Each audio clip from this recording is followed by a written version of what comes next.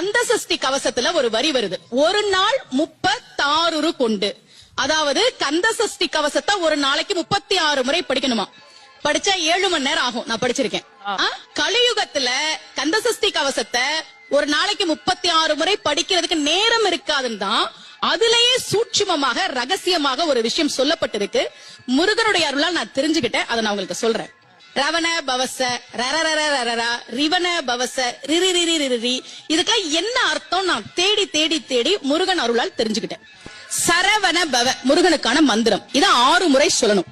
இப்ப சாவ தூக்கி பின்னாடி போட்டீங்கன்னா ரவண பவச, அத 6 முறை சொல்லணும். இப்ப ராவ தூக்கி பின்னாடி போட்டா வனப வசர, வாவ தூக்கி பின்னாடி போட்டா நபவ சரவ, இப்ப நாவ தூக்கி பின்னாடி போட்டா பவ சரவண, பாவ தூக்கி பின்னாடி போட்டா வசர வனப.